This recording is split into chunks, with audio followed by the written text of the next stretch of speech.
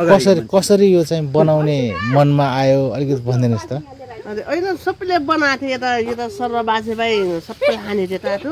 हजुर। अबबाट नि हाम्रो पनि उजुलाई फेरि अहिले खान्यौँ के यहाँदेखि पुजी केराले खान्नन् हामीले कालीले खान्यौँ।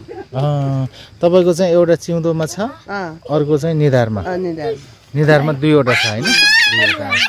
यो कसरी हान्नु कति वर्षको उमेरमा कसरी हान्नु भएको थियो यो चाहिँ? त्यस्तै 17-18 वर्षको।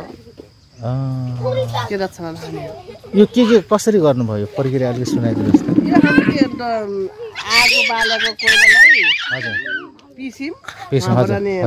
खरखर खोप्यौँ हाम्रो यहाँ जमाएर खुब्रौँ हाम्रो टोला त्यहाँ हालेर बस्नु ड्याम पछि पाकेर त्यसको मामला गयो। मामला गएपछि हरो हुनेछ। ए त्यो चाहिँ यो त्यो उसलाई चाहिँ आगोको जुन उ छ नि कोइला त्यो कालो कोइलालाई चाहिँ तपाईँहरूले पिस्नुभयो। पिसेपछि लेप जस्तो भयो अनि लेप भएपछि अनि त्यो खोप्दै रहने हाल्दै रहने गर्ने बेला त्यो भित्र जान्दैछ ती बस्या अब।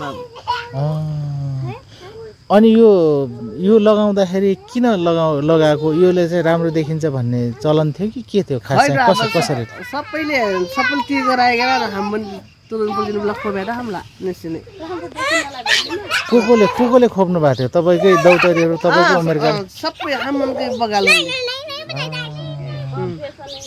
फेसन भयो। जस्तो पाल्नु गाउँमा सबै खुनले चिन्ताहरू भइया अब हो त्यस कारणले हाम्रो पाला खोपेका छन् भयो हाम्रो खोप्लीमा अब यो नखोप्नेलाई अब अलिकति त्यो साथीहरूसित अलग गराउने त्यस्तो थियो र खोप्नुभयो कि या यो खोपेपछि चाहिँ राम्रो हुन्छ है भन्ने केही भनाइ थियो कि के थियो? तर अब यो खोपेपछि अब स्वादी माने स्वादी हुन्छ सबैको अब हर्रै भयो त न हो त्यो अहिले त हान्छ नि त त्यसै गएन बल्ल गए हामीले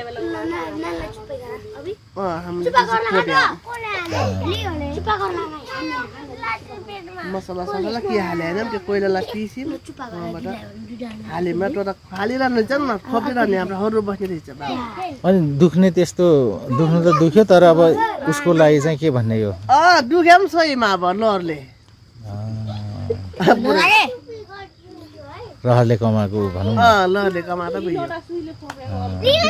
बानीको खोप्या त्यो त यो पनि त जानेको मान्छे हुनु पर्यो त खोप्दिने मान्छे जानेको कोही गाउँमा कोही हुनुहुन्थ्यो त्यस्तो खोप्दिने को हुनुहुन्थ्यो कसले खोपिदिनु भएको यो चाहिँ? त्यो गाउँमा सबै खोप्थे क्या त्यति बेला यो त सरबासेर खोप्थे हजुर। फेरि हामीले पनि लाग्यौँ खोप्नु। यसको लागि पनि कुनै स्पेसल दिन कुनै महिना यस्तो महिना खोपेपछि अलि पाक्दैन भन्ने चलन थियो कि थिएन? यो बर्खा साउन महिना खोपेपछि खोला हरु भ्या बेला हरु हुन्छ भन्थे हो त्यति बेला खोप्यो हामीले। साउनमा खोप्नु 17 वर्ष हुनुहुन्थ्यो त्यो बेलामा। अहिले कति पुग्नु भयो त? अहिले त मोटामोटी भयो अब 74 वर्ष भइन्छ अब 74 पुग्नुहुन्छ। ए पहिले चाहिँ उपल्लो घापा अहिले चाहिँ यहाँ घोराईको 17 आरोग्य टोल नजिक बस्नुहुन्छ। तपाईँको नाम चाहिँ? मेरो भेमकुमारी रोकामा। यो यहाँ ट्याटु भने जस्तो यसलाई केही नाम त थियो होला गाउँतिर के भन्थे? केही नाम थियो? नाम त्यस्तो हाम्रो त भएन खोप्ने कुरा गऱ्यौँ केरा ती हो। अब त के टाटो साटो त अहिले पो केराले टाटो खाने भन्छ। अहिले टाटो भने होइन पहिला यो पनि त गाउँमा त नाम भन्थे होला त थिएन नाम? खोप्ने भन्थे केरा त्यो खोप्थ्यो आज चाना खोप्ने छ टोल डाल्ने भने ड्याउड्या डोरीहरू डालिन्थ्यो। कहाँ तपाईँले चाहिँ यहाँ चिउँदो र यहाँ निधारमा बनाउनु भयो अरूले कहाँ खोप्थे? कुहिले यहाँ काँक्री बिहासे बसाल्थे कुहिले के गर्थे हामीले त हात खुट्टामा खोपिदिन्थे यहाँ खोप्थे सबै खोप्या हाम्रो डरले